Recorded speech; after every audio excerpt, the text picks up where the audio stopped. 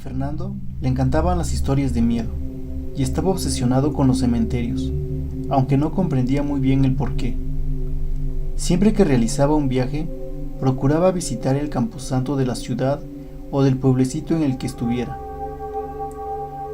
Conocía un montón de historias relacionadas con muertes, con sepulturas, con enterramientos.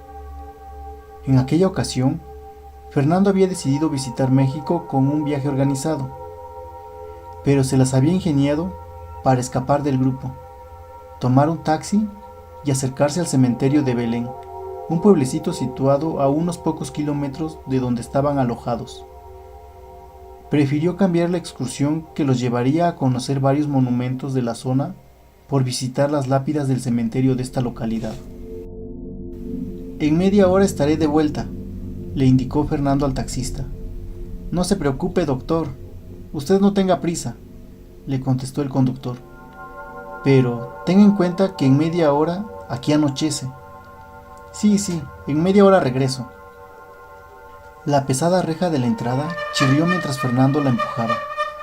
Algunos pájaros volaron asustados, lo que provocó que le recorriera un escalofrío por el cuerpo. Misteriosamente, la temperatura comenzó a descender y se levantó una ligera brisa que arrastraba las hojas secas del camposanto. Mientras paseaba por el cementerio, Fernando tuvo la extraña sensación de que alguien lo observaba desde la lejanía. Seguramente será el taxista, pensó. Siguió observando las lápidas que se encontraban a su paso. De pronto, le llamó la atención una de ellas. Estaba en una esquina del cementerio y parecía haber sido apartada del resto deliberadamente. Era una tumba sencilla, con una losa de piedra y una pequeña lápida erosionada por el tiempo. Lo más extraño es que junto al borde de esta había crecido un imponente árbol, que ahora movía sus ramas con furia por el aire. Fernando debía de llevar un buen rato, porque en ese momento comenzó a anochecer. Don Jorge Miguel de Acuña. Aquella fuerte voz que provenía de su espalda asustó a Fernando, que casi se desmaya de la impresión. Hey, doctor, no se asuste. Soy Martín González, el cuidador de este cementerio. Fernando respiró con intensidad, intentando recuperar el color perdido. ¡Qué susto, por Dios!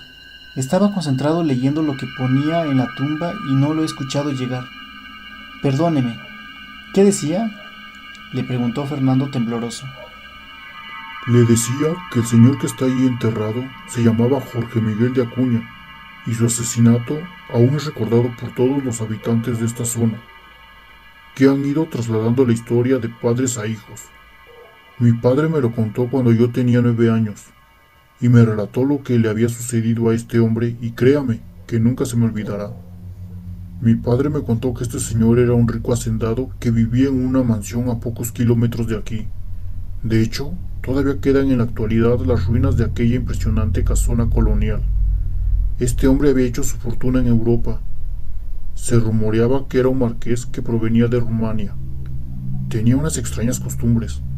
Vestía siempre de negro y le gustaba pasear solo justo después de que hubiera anochecido. La gente que tenía a su servicio apenas coincidía con él porque siempre se levantaba cuando la luz del día se escapaba. Nadie se quedaba en su casa a dormir y, según parece, trabajaba bajo la luz de las velas hasta el amanecer. Fernando volvió a sentirse incómodo.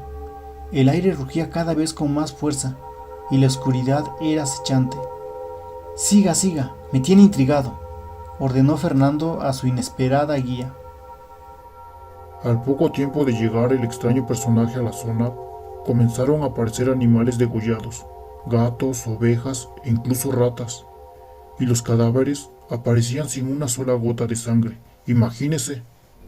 El miedo comenzó a cundir entre los campesinos de la zona, que al llegar la noche se encerraban en sus casas, temerosos de que algo malo le ocurriera a alguno de los suyos.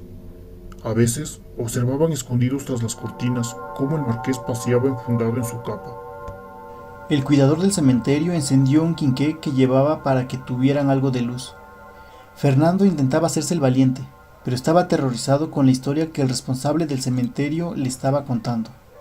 Uno de los campesinos, que tenía 14 hijos, comprobó horrorizado que le faltaba la más pequeña, una niña de 7 años. Se armó de valor y fue a avisar a algunos vecinos que con antorchas comenzaron a buscarla por todo el pueblo presagiando lo peor. La niña no apareció y los aldeanos acusaron al extraño marqués de ser el asesino de la pequeña.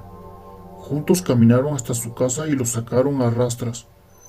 Todos los que allí estaban comenzaron a apalearle hasta que entre gritos de dolor don Jorge murió. Fernando deseaba que se terminara ya aquella historia. Estaba congelado por el aire gélido que azotaba y atemorizaba de verse en medio de aquel camposanto bajo la luz del quinqué con ese siniestro individuo. Espero que el taxista aún me esté esperando, pensó. ¿Y en este lugar es donde lo enterraron?, preguntó por intentar que se acabara la historia de una vez. Sí, aquí fue. Lo curioso es que a las 2 semanas de que estuviera enterrado volvieron a aparecer algunos animales muertos y desangrados. Los vecinos ya no sabían qué pensar, hasta que alguien sugirió desenterrar al muerto y clavarle una estaca en el pecho, como si se tratara de un vampiro.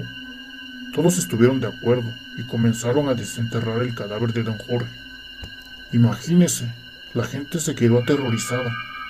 En ese mismo momento colocaron una estaca de madera sobre su pecho y la golpearon con fuerza con un mazo.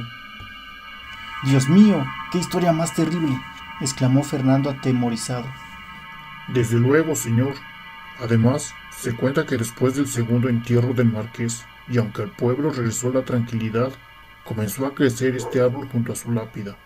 La leyenda asegura que el día que este árbol sea cortado o sus raíces rompan por completo la lápida de piedra, el marqués regresará para vengarse de todos aquellos que provocaron su muerte. ¡Demonios! Bueno, señor, me tengo que marchar. Gracias por todo. Fernando no lo pensó 2 veces y a pasos agigantados se dirigió hacia la puerta del cementerio, donde lo esperaba el taxista. El cuidador del cementerio golpeó fuertemente la puerta de un cobertizo cercano. El estruendo que hizo provocó que Fernando saliera corriendo a toda velocidad. El sepulturero no pudo reprimirse y lanzó una siniestra carcajada.